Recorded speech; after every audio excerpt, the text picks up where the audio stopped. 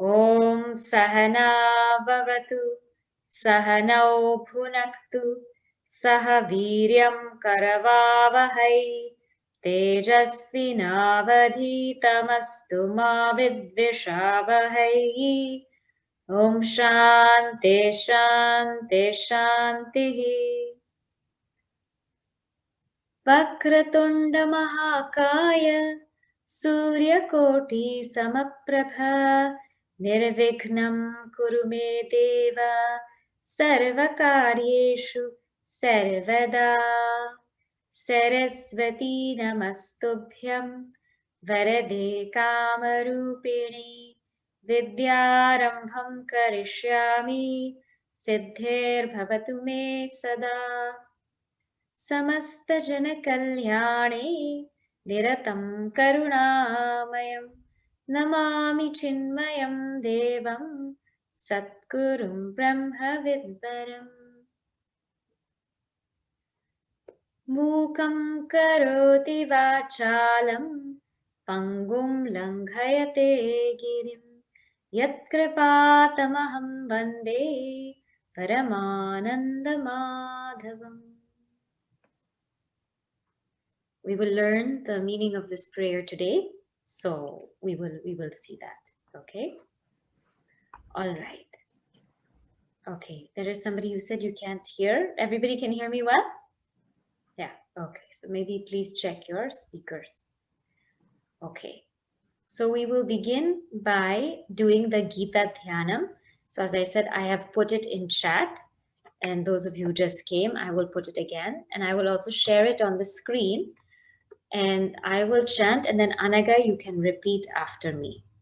Okay? All right. So we will chant the verses that we covered last time. Let me go ahead and share.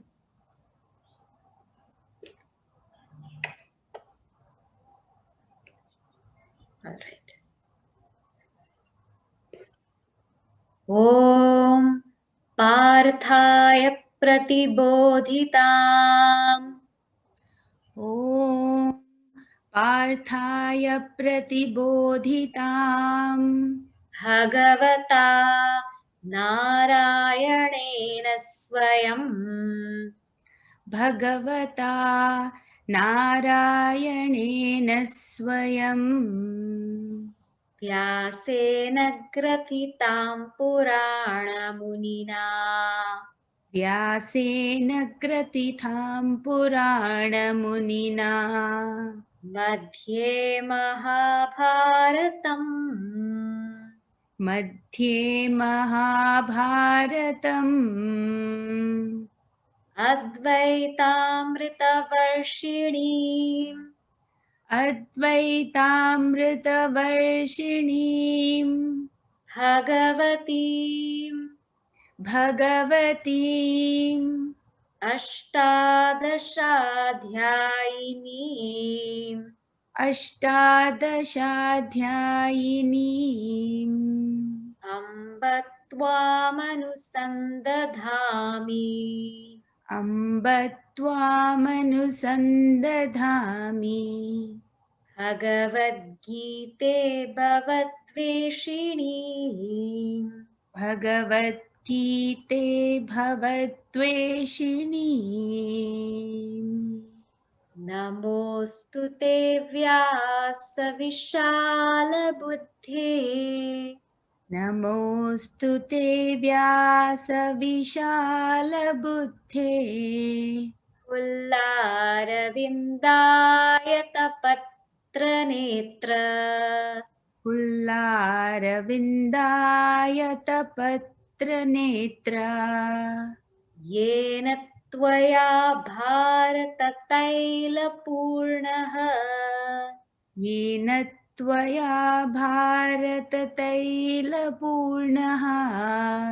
प्रज्वालितो ज्ञानमयः प्रदीपः प्रज्वालितो ज्ञानमयः प्रदीपः प्रपन्नपारिजाताय प्रपन्नपारिजाताय स्तोत्रवेत्रैकपाणये स्तोत्रवेत्रैकपाणये ज्ञानमुद्राय कृष्णाय ज्ञानमुद्राय कृष्णाय गीतामृतदुहे नमः। गीतामृतदुहे नमः। सर्वोपनिषदो गावः सर्वोपनिषदो गावः दोग्धा गोपालनन्दनः दोग्धा गोपालनन्दनः पार्थो वत्सः सुधीर्भोक्ता पार्थो वत्ससुधीर्भोक्ता दुग्धं गीतामृतं महत् दुग्धं गीतामृतं महत् वसुदेवसुतं देवं वसुदेवसुतं देवं कंसचाणूरमर्दनम् कंसचाणूरमर्दनम् देवकी परमानन्दम् देवकी परमानन्दम् कृष्णं वन्दे जगद्गुरुम् कृष्णं वन्दे जगद्गुरुम् भीष्मद्रोणतटा जयद्रथजला भीष्मद्रोणतटा जयद्रथजला गान्धारनीलोत्पला गान्धारनीलोत्पला शल्यग्राहवती कृपेण वहनी शल्यग्राहवती कृपेण वहनी कर्णेन वेलाकुला कर्णेन वेलाकुला अश्वत्थामविकर्णघोरमकरा अश्वत्थामविकर्णघोरमकरा दुर्योधनावर्तिनी दुर्योधनावर्तिनी सोत्तीर्णा खलु पाण्डवैरणनदी सोत्तीर्णा खलु पाण्डवैरणनदी कैवर्तकः केशवः कैवर्तकः केशवः Okay, stop there. That is what we've done so far. So in the next class also, in the beginning, we will chant this Gita Dhyana. So make sure everybody has it, has access to it. The meaning is very beautiful. And as we've seen also in the last class, that before we start anything, before we start any new endeavor, we first have a Dhyana Shloka, where we can contemplate and revel in that very scripture.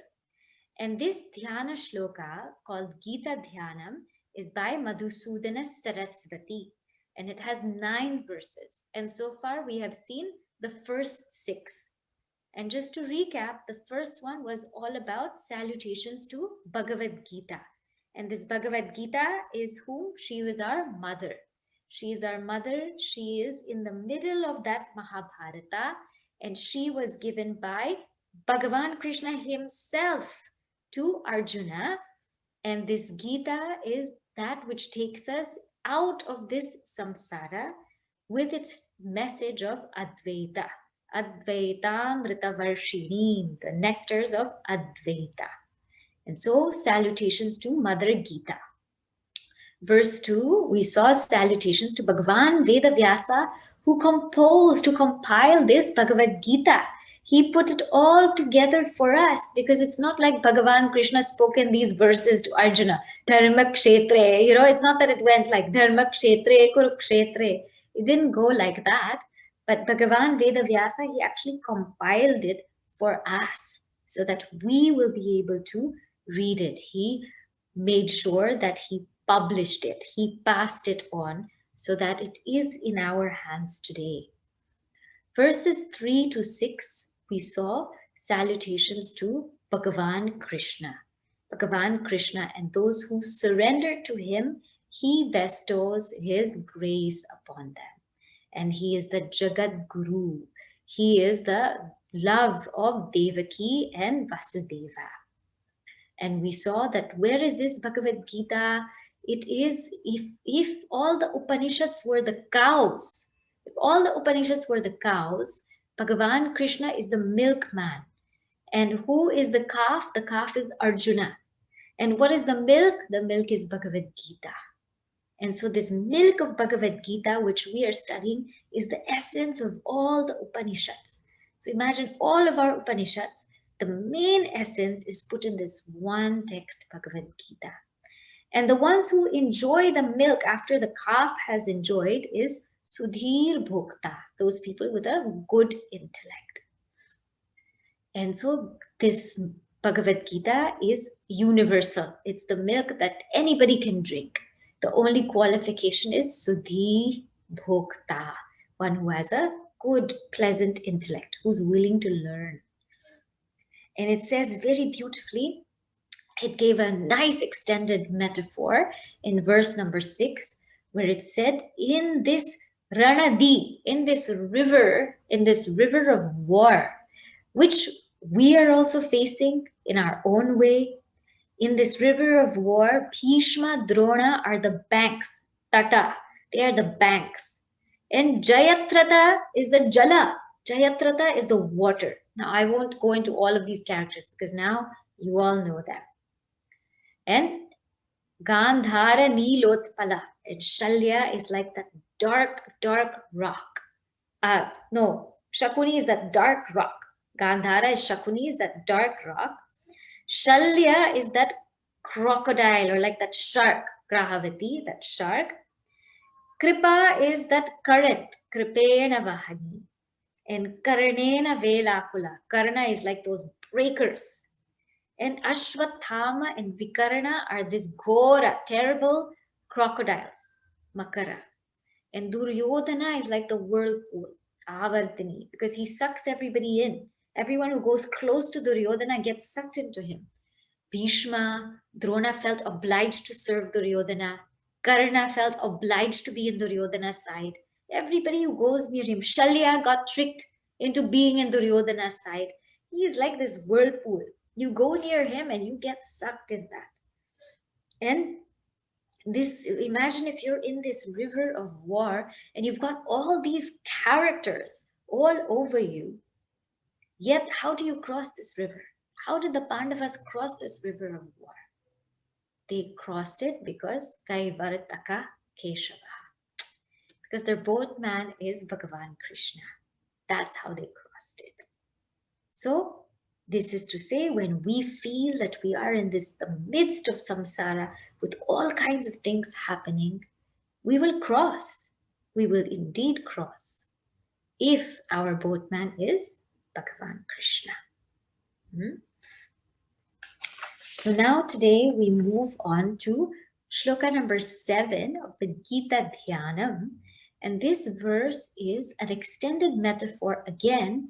And if verses 3 to 6 was about Bhagavan Krishna, verse 7 is about the Mahabharata, where we are extolling the grace of the grandeur of Mahabharata and Bhagavad Gita. So let us read this verse, okay? I will chant and then you repeat. When Anaga is repeating, you repeat also in your own homes. Parasharyavachas sarojamamalam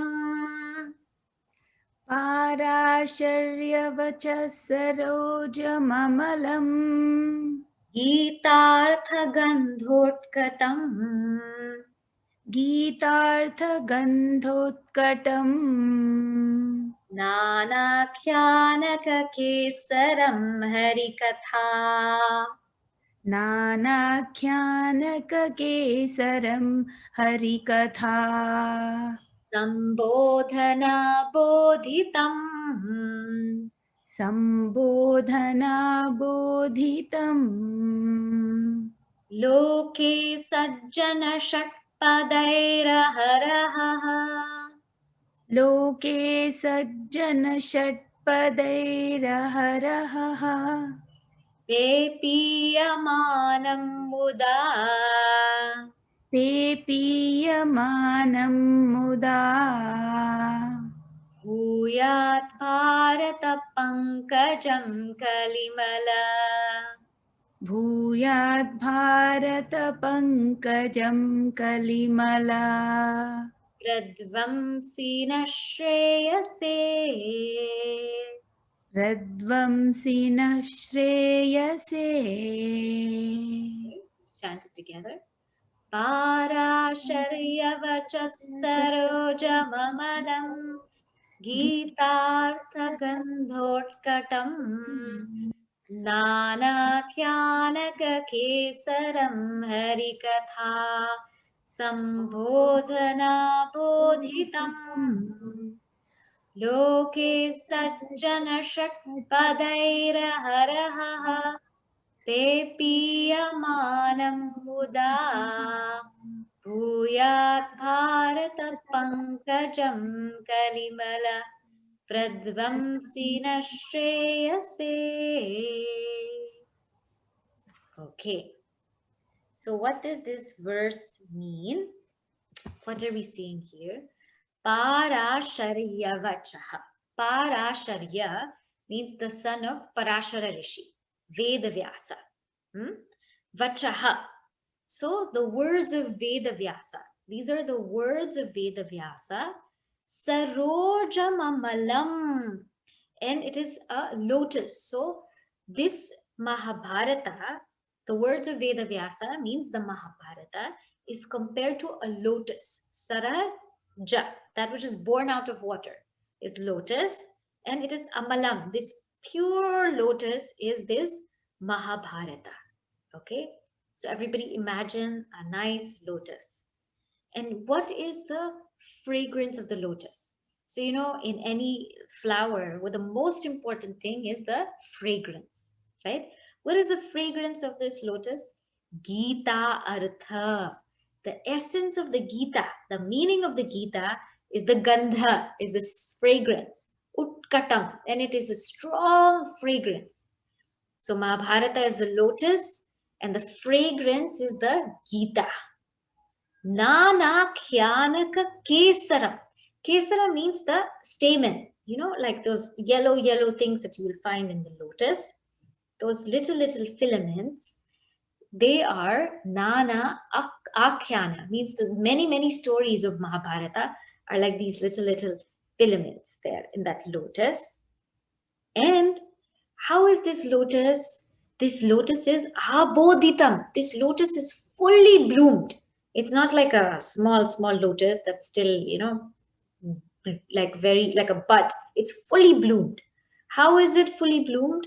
Harikatha Sambodhana. It's fully bloomed with the katha, with the stories of the Lord. Harikatha Sambodhana. It's a fully bloomed lotus.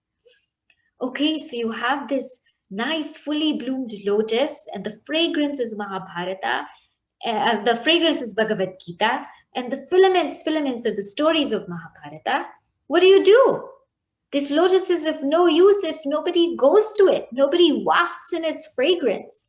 So, Loke, in this world, who goes to this lotus?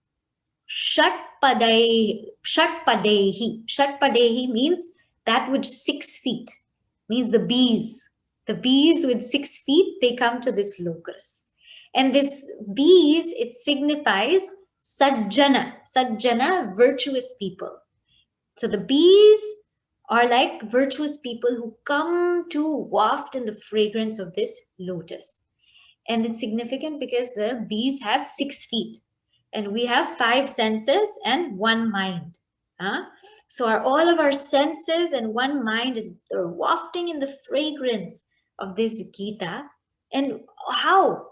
Aha means every day. Aha, every day, all the time, we are wafting in the fragrance. Pepiyamana muda, enjoying this fragrance and reveling in it. Constantly, pepiyamana means drinking it constantly, and muda, enjoying it. And so, but what will this fragrance do? Unnecessarily, we won't go and nobody will come to Gita class if it doesn't do anything, isn't it? Bhuyat, may it bharata pankajam. Pankaja means that which is born out of mud. So lotus, may this lotus of Mahabharata pradvamsi kalimala, destroy all the impurities of Kali Yuga, and naha shreyase, and lead us to that which is good. So if we want to read the translation, how it is put in the book, may the spotless lotus of the Mahabharata, born in the waters of the words of the son of Parashara, having for its sweet and pleasant fragrance the significance of the Gita, with many narratives as its inner soft petals, fully blossomed by the stories of Hari, and joyously drunk day after day by the 6-footed honeybees, the good people of the world, be productive of supreme good to us who are eager to destroy and safely come out of the inner imperfections of the Iron Age. So this is what it is saying. Now you see, in Kali Yuga, they say, Kali Yuga, things will get a little bit crazy. Things will get a little worse. Disease will be there. Death will be there. And people, merit won't hold good anymore. People will rule by power. People will be deceitful. They say that in Kali Yuga, there is a downfall of the external environment. And in Srimad Bhagavatam, this downfall is actually given in detail. What will happen in Kali Yuga? And one of the things they say is people will only live till 50 years old. So in detail, they say all of these things will happen in Kali Yuga. And sometimes we get so afraid that, it's Kali Yuga, it's Kali Yuga. What can I do? See, our mind can always stay in Satya Yuga, even if the body is in Kali Yuga. Because you and I live where our minds live, not where our bodies live. We don't live in New York City. We live in happiness. We live in sadness. We live in peace. We live in distraction. We don't live where our bodies live. We live where our minds are. So wherever your mind is, that's where you are. If your mind is in Satya Yuga, then so be it. Even if it's Kali Yuga outside, you are in bliss and at peace. And how to stay in that Satya Yuga? To keep drinking that or wafting in that fragrance of the Bhagavad Gita.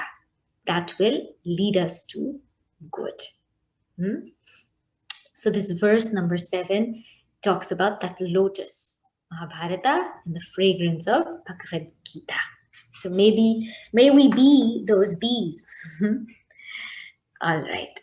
Now continuing on to the next verse, which will be part of our invocation prayers. Okay? So, Mukam karoti vachalam. Mukam karoti vachalam. Pangum langhayate girim. Pangum langhayate girim. Yat Kripatamaham Vande.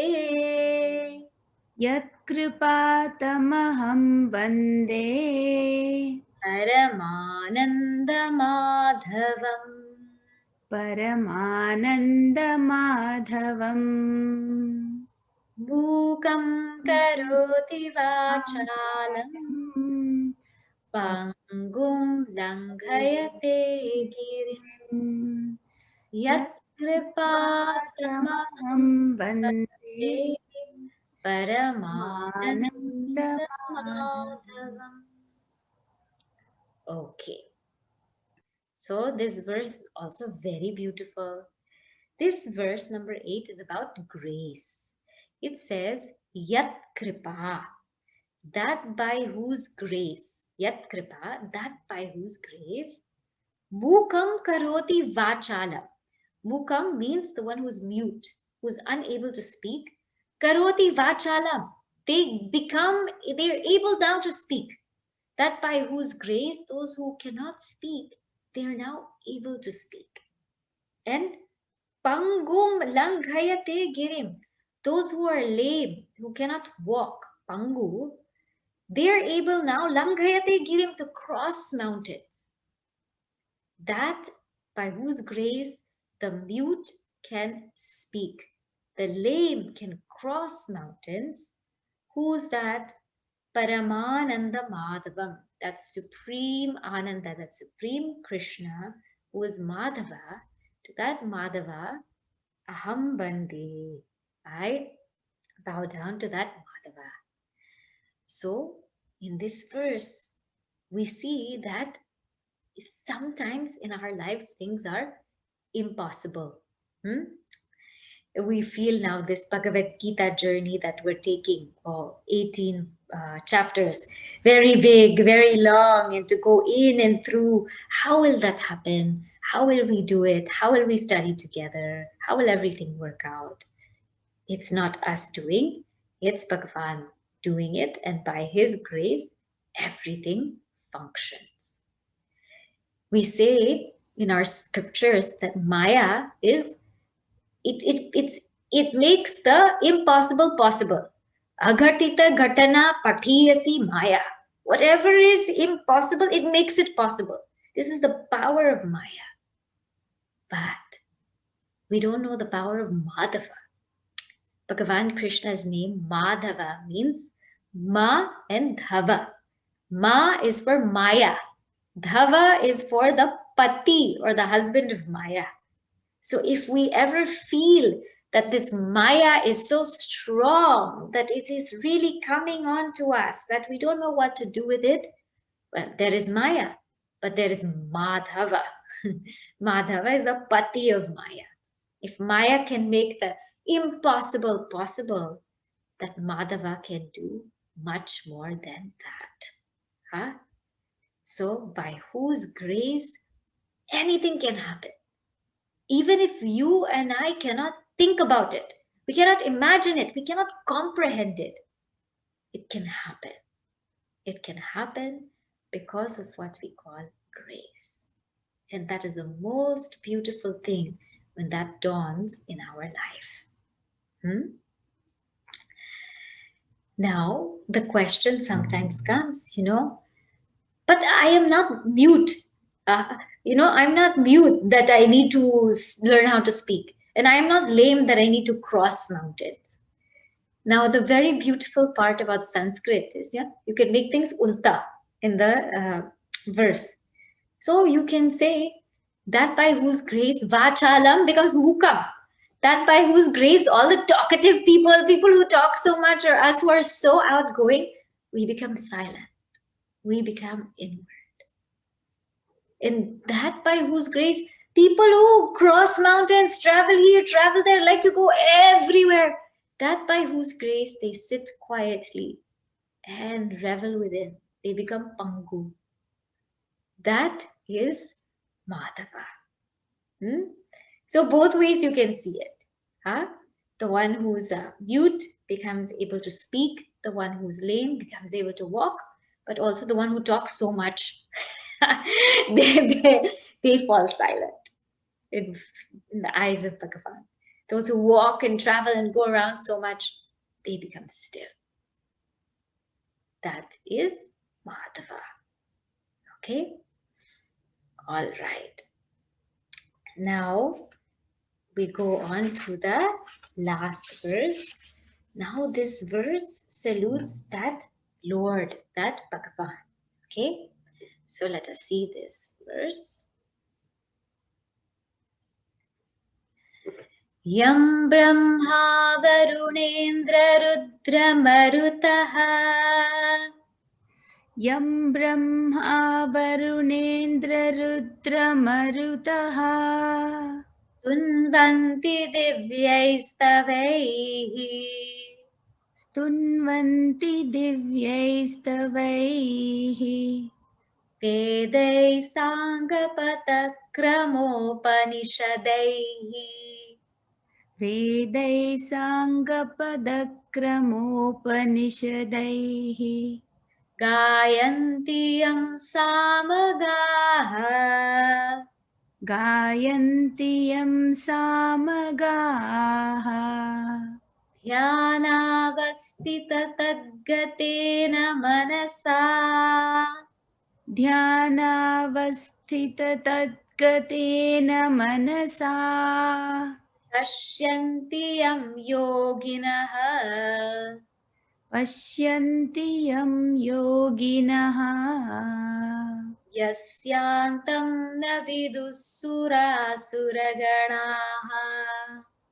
यस्यान्तं न विदुः सुरासुरगणाः देवाय तस्मै नमः देवाय तस्मै नमः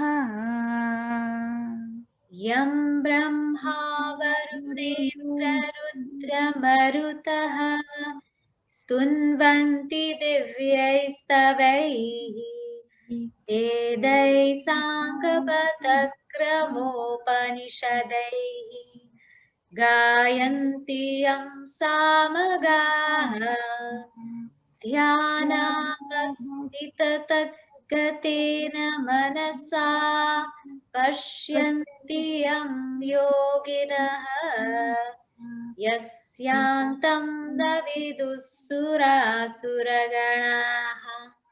देवाय तस्मै नमः देवाय तस्मै नमः. Okay, so this verse says Tasmai Namaha, to that I bow down. To whom? Devaya, to that God I bow down. Who is that God? Yam Brahma Varunendra Rudra Marutaha Stunvanti.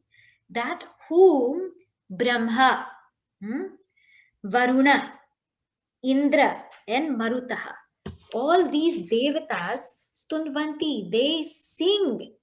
There they sing the glories of Bhagavan.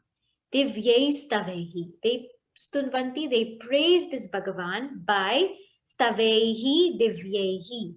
By these great hymns, divine hymns, they praise Bhagavan.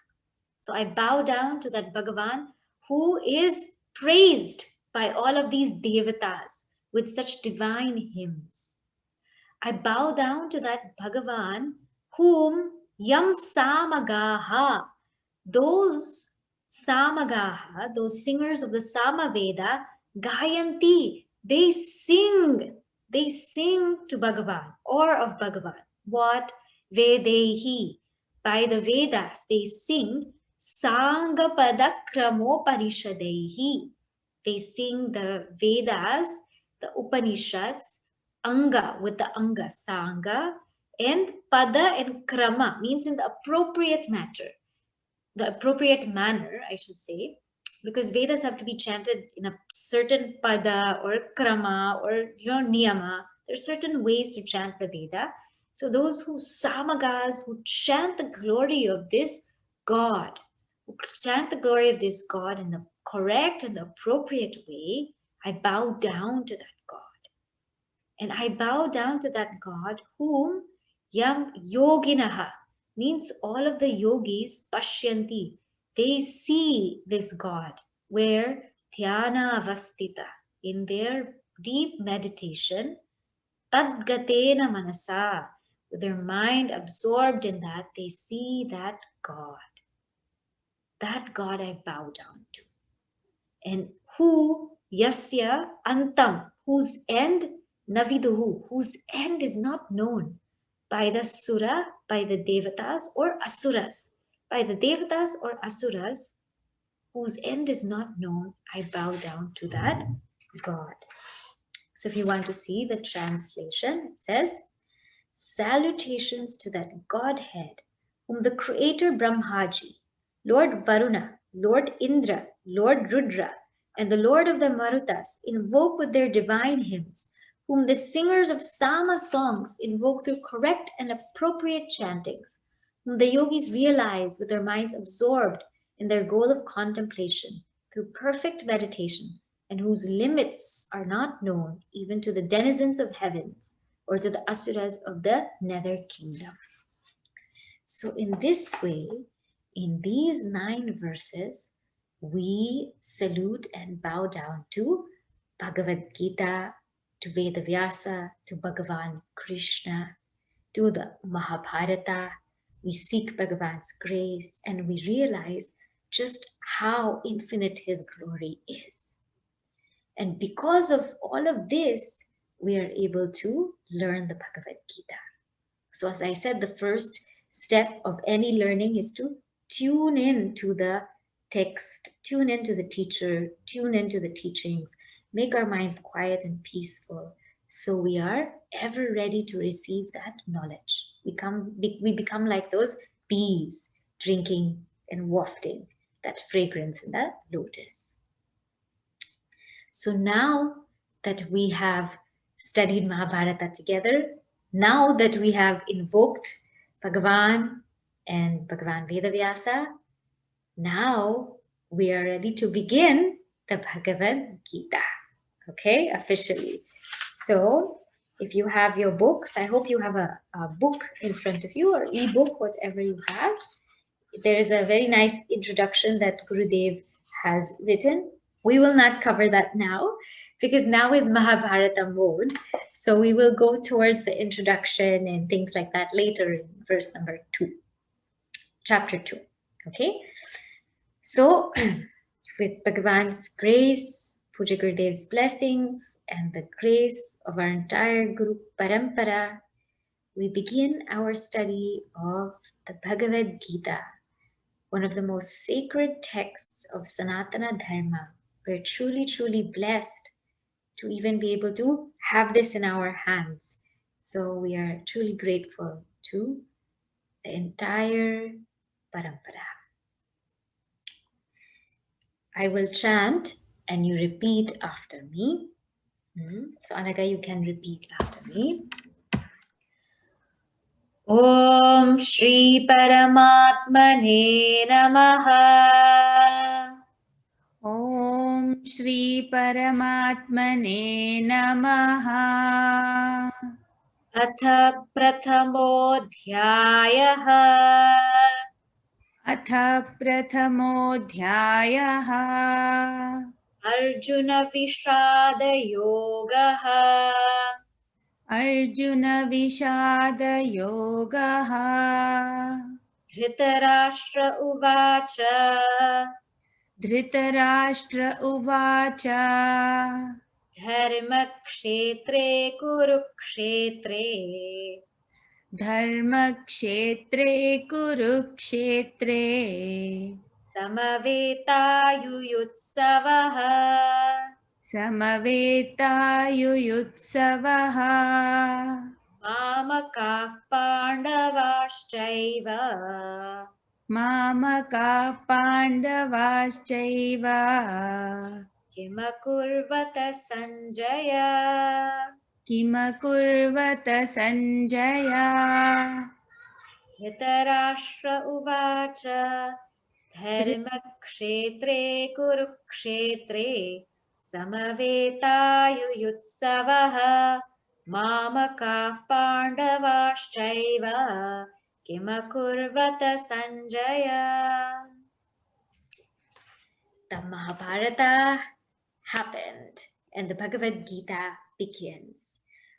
What is the background of Dhritarashtra's question? So first, we begin every chapter with Om Shri Paramatmane Namaha. That means Namaha, salutations to Paramatma, that Bhagavan Krishna. Salutations to that Bhagavan Krishna. And we begin by saying Atha Pratamo Dhyaya. Atha, therefore now, Pratamo Adhyaya. This is the first chapter. And the first chapter is called Arjuna Vishada Yoga, the yoga of Arjuna's grief. And we will see the implication of this title towards the end of the chapter. It will make more sense to us. And we open the Bhagavad Gita, the floor of the Bhagavad Gita, with Dhritarashtra speaking. What is the context? Context is this. In Bhishma Parva, we are going back to Bhishma Parva in the Mahabharata. Bhishma Parva, Vedavyasa pays a visit to Dhritarashtra. Now you know who Vedavyasa is. Huh? He's the composer of that Bhagavad Gita. He's the father of Dhritarashtra. He pays a visit to Dhritarashtra and Sanjaya, and he tells Dhritarashtra, listen Dhritarashtra, the war is going to happen. I will give you divine vision so that you can see the war. I will make sure that you know everything about the war. Because Dhritarashtra was blind. Dhritarashtra said, no, I don't want to see the war. I don't want to see the war because all my 100 sons are in the war. I don't want to see it, but I want to listen to it. And by your grace, may I listen to it. So Vedavyasa says, fine, I will give this divine vision to Sanjaya. And this Sanjaya will be able to see everything in the war. Whatever is being said, whatever is revealed, he will see. Whatever is not said, he will also see. Whatever is in people's minds, he will know. Whether it's day or it's night, he will have full knowledge. He will be Sarvagnya. And this Sanjaya, in the battlefield, no weapon will be able to harm him or touch him. And he will know no exhaustion. And this divine vision I give to Sanjaya. And he will report to you what happens in the war field. So Dhritarashtra said, okay. So Sanjaya said, fine, he has the vision. So now who is knowing the Bhagavad Gita? Of course, Vedavyasa, Bhagavan Krishna, Arjuna, Sanjaya, Dhritarashtra, and us. So six people are knowing now this Bhagavad Gita. So Sanjaya is watching the war. He is observing everything in the war.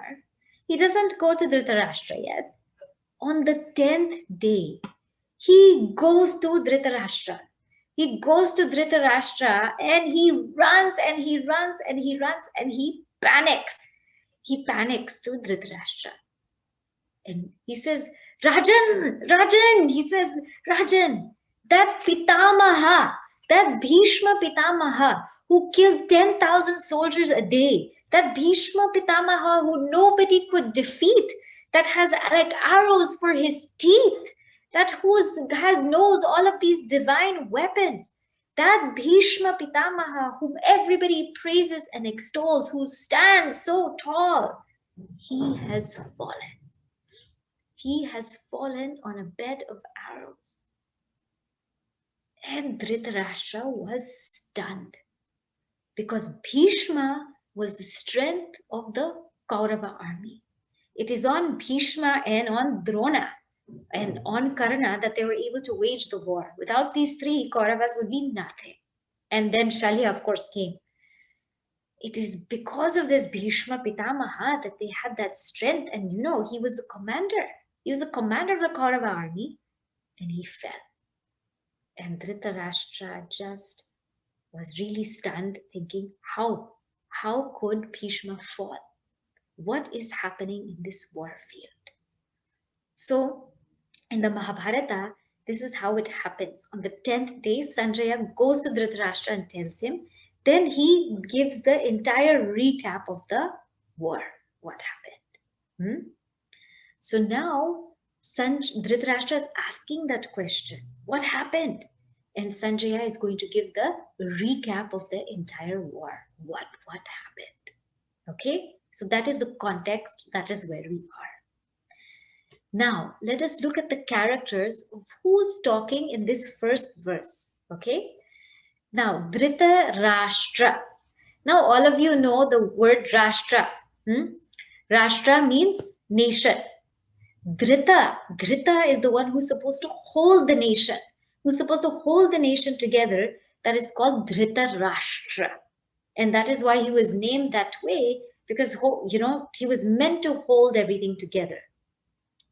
Sanjaya means victorious, the one who is victorious. And why is he victorious? Because he's the one who's been blessed with this divine vision. So we call him Sanjaya, Samyak Jayati, the one who is victorious. So these are the two characters in this first verse. This is Dhritarashtra speaking and Sanjaya who will reply. How does the Bhagavad Gita start? What is the first word? Dharma. Dharma. So if we want to know the message or what does the entire Bhagavad Gita talk about, the first word of Bhagavad Gita is dharma. And the last word of Bhagavad Gita is mama, means my. So 18th chapter, last verse, last word is mama, my. First chapter, first verse, first word is dharma. Mama dharma is the theme of Bhagavad Gita. And dharma we went through in detail in Mahabharata. Dharma can mean many, many things. On a very basic level, dharma means our duties or our responsibilities. Whenever we are given a certain role in life or whenever we have to play a certain role, in that role, there is a responsibility. Dharma can also mean varna ashrama dharma, as we have already seen. What is the dharma of my varna, of Brahmana, Kshatriya, Vaishya, Shudra? What is the dharma of my ashrama, Grahastha, Brahmachari, Vanaprastha, Sannyasi? Dharma can also mean what is my swadharma, based on my swabhava, based on my guna, whether I'm predominantly rajasic, sattvic, or tamasic, I take on a particular karma. That karma that I take on based on my guna is called my swadharma. So that in that context also you can take dharma. And of course, dharma can mean our parama dharma, our supreme dharma, which is that we are that self, Sat Chit Ananda. Because dharma also means dhr, that which upholds everything, and that which makes a thing what it is. That which makes us what we are is that pure awareness, pure consciousness, or Atma. So this dharma word has so many, many different meanings.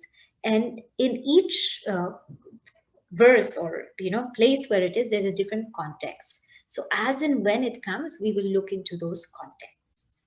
Okay? So now we know who's talking. We know how the Bhagavad Gita starts.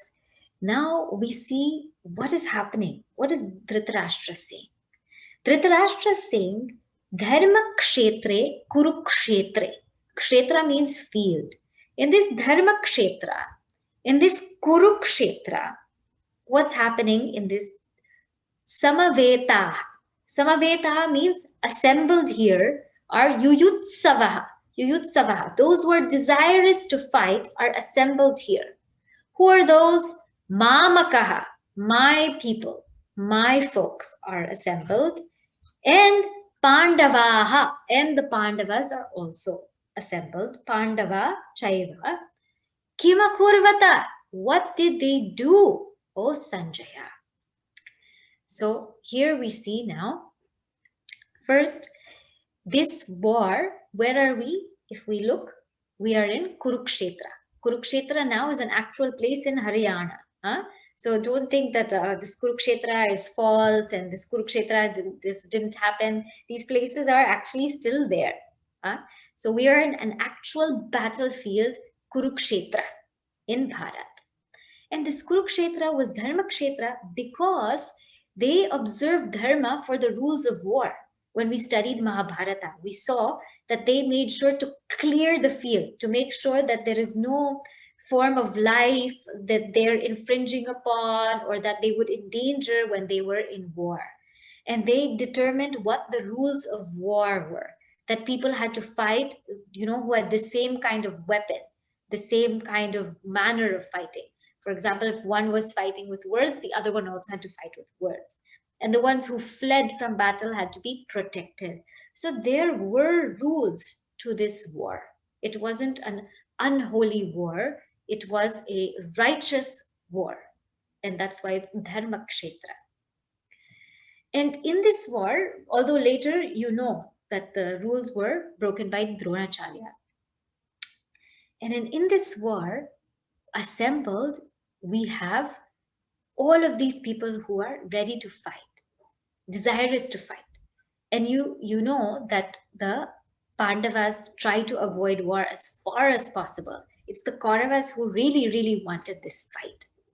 So they were more desirous of this fight.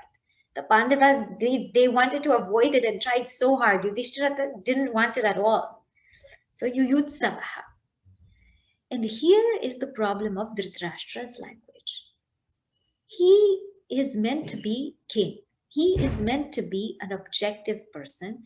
But he says, what did my people do and what did the Pandavas do? Being that he's the uncle of the Pandavas and that their father has already passed away, he is the father of both of them. So he, by saying, Mamaka, what did my sons do? That indicates Dhritarashtra's attachment, which we have seen. And whenever we are blind, like Dhritarashtra's blind, whenever we are blind, that is a sign of attachment. When we cannot see clearly, that is a sign of attachment. What is this attachment? Dhritarashtra had this attachment to Duryodhana. Attachment means I see you as my source of joy. I see you as my source of joy, and therefore I am dependent on you. And when I am dependent on you and I see you as my source of joy, I will want to do everything to make you happy, even if it's not the right thing, because I see you as a source of joy. Not only do I see you as a source of joy, I am afraid to lose you. I'm afraid to lose you because if I lose you, I will lose my sense of joy. And because I'm afraid to lose you, I'll do whatever you say. And these feelings create what is known as attachment. That attachment is because of these feelings that we have, these thoughts that we have. And when we become attached to someone, how Dhritarashtra was attached to Duryodhana, we become blind to their faults. We become blind to their, if they're thinking wrong, if they're saying wrong, if they're doing something wrong, we don't want to say it. We don't want to look at it. We don't want to call it out. We become blind. Even if we see it, we don't want to see it. Even if we see it, we pretend that we don't want to see it. And this was the position of Dhritarashtra. To Duryodhana, he was completely blind to his faults. And Duryodhana got worse by the day. He started with the poisoning of Bhima. Then it went to the palace of wax, putting them in a palace of wax and wanting to set on fire. Then it went to so many, many other things. It just kept getting worse and worse and worse because this Dhritarashtra didn't say anything. He just said that he just turned a blind eye. He turned a blind eye to Duryodhana. Even if he had so many advisors also, what happens is when we become attached to a person, also our advisors, other people will tell us, hey, be careful, don't do that. He had advisors, his very own brother Vidura he had. But still, Dhritarashtra didn't listen. And therefore, by this word mamakaha, it shows all of these layers. Mamakaha means I'm blind. I'm blind to my son's faults. I'm blind, and I'm blind because I am attached. And I am attached because I see my happiness in my son, in my Kauravas, and I want them to win. So instead of playing his greater role as a king, which is he's the king of Hastinapur, he plays this favoritism. And his name, Dhritarashtra, becomes not one who holds the nation together, but one who holds the nation as mine, mine, mine, and not willing to give it up. He pollutes the meaning or the significance of the name given to him.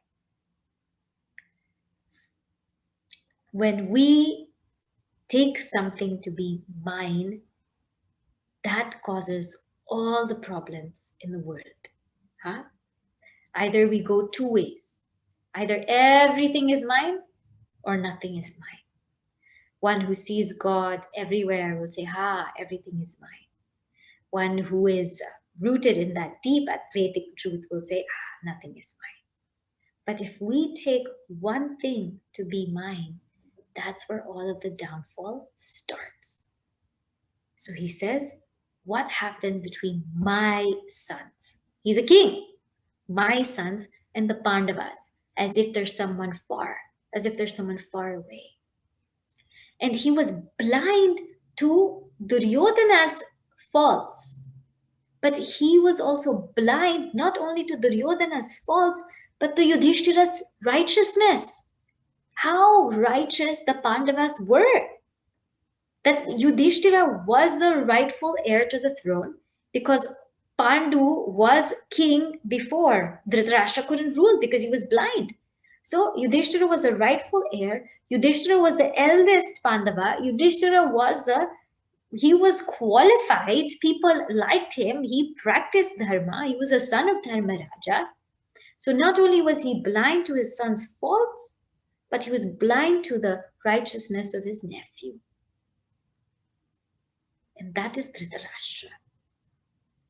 So being blind to the faults of one, being blind to the righteousness of the other, he says, now, O Sanjaya, what did they do? What did they do in this Dharmakshetra? Now, what did they do? We will see that next week. Okay? So next week we will go on and start.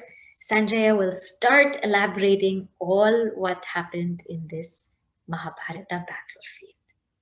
Okay? All right. So today we will stop here, and next week, please be prepared with the Gita Dhyanam. We will start by chanting Gita Dhyanam in class, and then we will go through the next verses. And in this particular, when we are studying, I would like everybody to learn how to chant also. It is not that difficult if we keep doing it. And it's a very holy text, so I would like everyone to learn how to chant. So if there are any, we will say the closing prayer. Then if there are any questions after, you can please reach out to me and on chat or ask, and we will take them up. Okay? So we will do, for chapter 1, we will do class for about 1 hour. We will say the closing prayers. Then we will do questions for whoever wants to stay, not compulsory. When we get into the deeper chapters, we will probably have discussions also. Okay? Chapter 1 is fairly easy, so it should flow through smoothly. All right? Om Purnamadah Purnamidam Purnat Purnamudachyate Purnasya Purnamadaya Purnameva Vashishyate. Om Shanti Shanti Shanti. Harihi Om. Shri Gurubhyo Namaha. Harihi Om.